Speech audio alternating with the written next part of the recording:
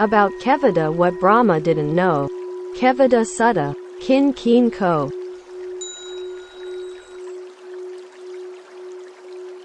Digha Nikaya. The long discourses about Kevaddha what Brahma didn't know. Kevaddha Sutta. 1. Thus I have heard.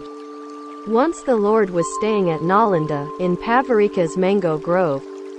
And the householder Kevaddha came to the Lord, prostrated himself before him, and sat down to one side. He then said, Lord, this Nalanda is rich, prosperous, populous, and full of people who have faith in the Lord.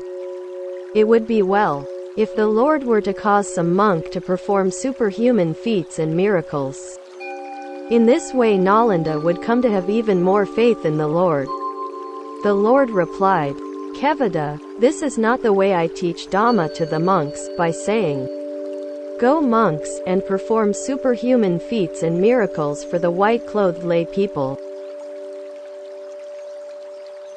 2. For a second time Kevaddha said, Lord, I would not be importunate, but I still say, this Nalanda is rich, prosperous and would come to have even more faith in the Lord. And the Lord replied as before. 3. When Kevaddha repeated his request for a third time, the Lord said, Kevaddha, there are 3 kinds of miracles that I have declared, having realized them by my own insight.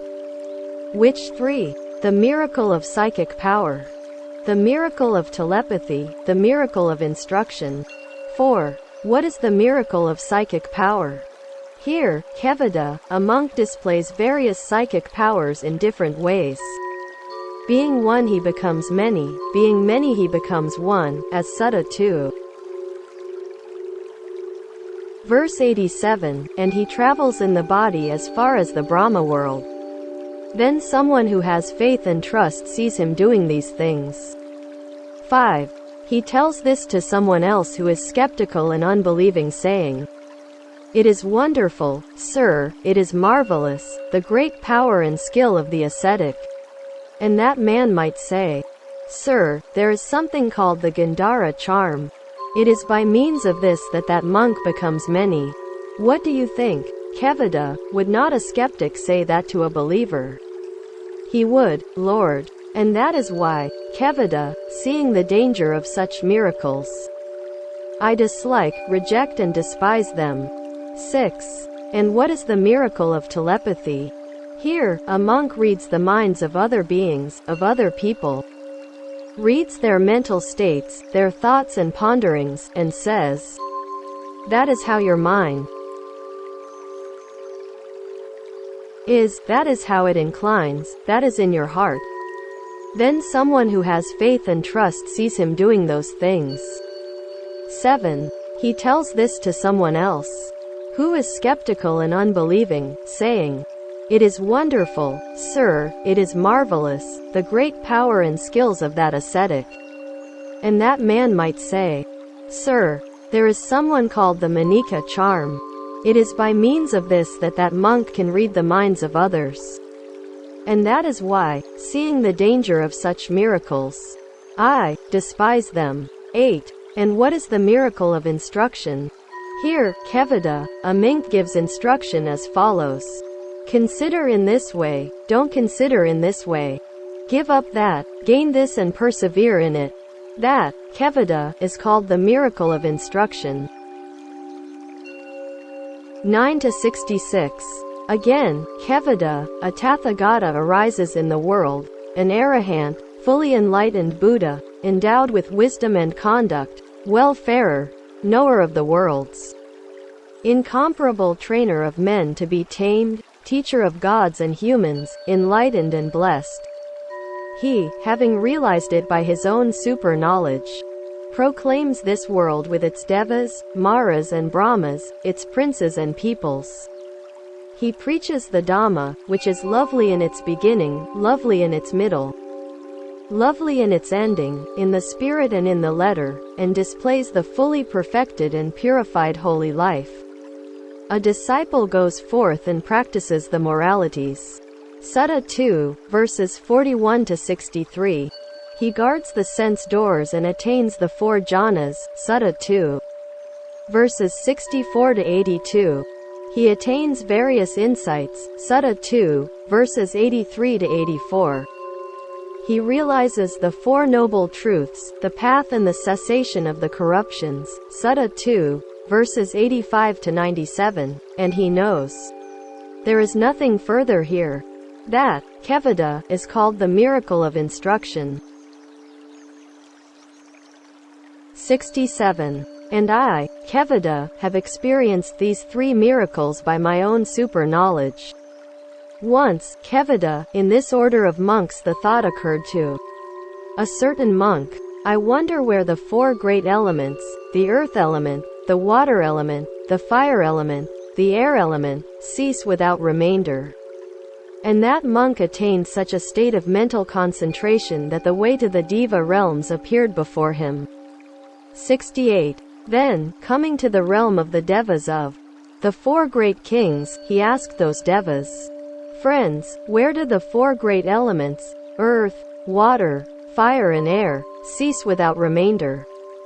At this question the Devas of the four great kings said to him, Monk, we don't know where the four great elements cease without remainder. But the four great kings are loftier and wiser than we are. They may know where the four great elements cease. 69. So the monk went to the four great kings and asked the same question, but they replied, We don't know, but the 33 gods may know. 70. So the monk went to the 33 gods, who said, We don't know, but Sakka, Lord of the gods, may know. 71. Sakka, Lord of the gods, said, The Yama Devas may know. 72. The Yama Devas said, Syama, son of the Devas, may know. 73. Syama said, The Tasita Devas may know. 74. The Tasita Devas said, Santasita, son of the Devas, may know. 75. Santasita said, The Nimanarati Devas may know. 76. The Nimanarati Devas said, Sunamita, son of the Devas, may know. 77. Sunamita said, The Paranimita Vasavati Devas may know. 78. The Paranimita Vasavati Devas said, Vasavati, son of the Devas, may know. 79. Vasavati said, The Devas of Brahma's retinue may know. 80. Then that monk, by the appropriate concentration, made the way of the Brahma's world appear before him. He went to the Devas of Brahma's retinue and asked them. They said, We don't know.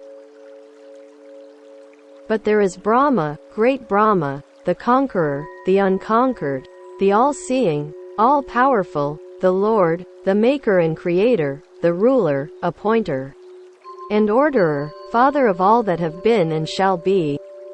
He is loftier and wiser than we are. He would know where the four great elements cease without remainder. And where, friends, is this great Brahma now? Monk, we do not know when, how and where Brahma will appear. But when the signs are seen, when a light appears and a radiance shines forth, then Brahma will appear. Such signs are an indication that he will appear. 81. Then it was not long before the great Brahma appeared, and that monk went up to him and said, Friend, where do the four great elements, earth, water, fire, air, cease without remainder?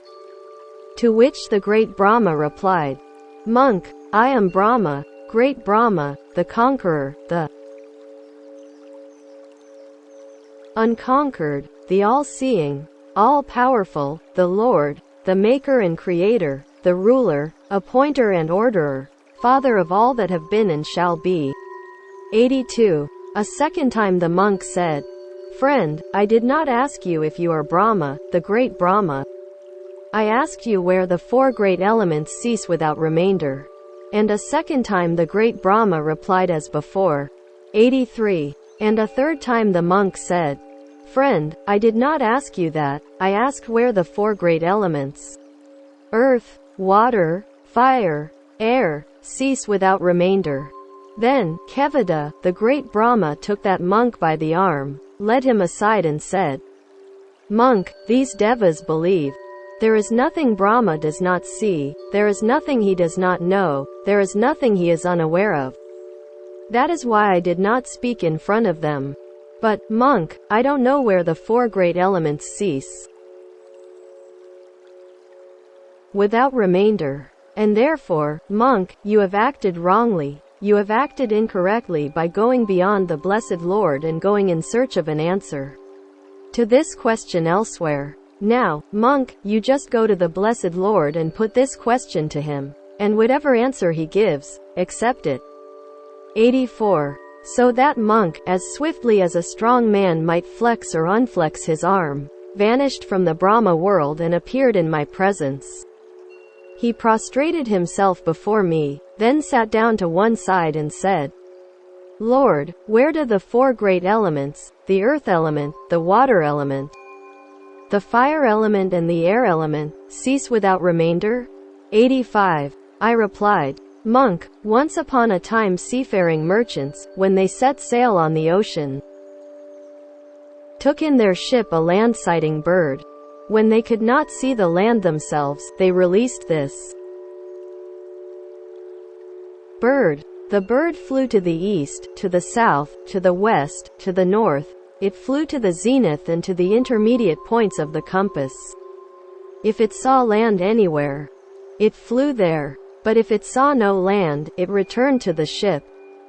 In the same way, monk, you have been as far as the Brahma world searching for an answer to your question and not finding it, and now you come back to me. But, monk, you should not ask your question in this way. Where do the four great elements, the earth element, the water element, the fire element, the air element, cease without remainder? Instead, this is how the question should have been put. Where do earth, water, fire and air no footing find? Where are long and short, small and great, fair and four? Where are name and form wholly destroyed? And the answer is, where consciousness is signless, boundless, all luminous, that's where earth, water, fire, and air find no footing. They're both long and short, small and great, fair and foul. There, name and form are wholly destroyed. With the cessation of consciousness, this is all destroyed. Thus the Lord spoke, and the householder Kevaddha delighted, rejoiced at his words.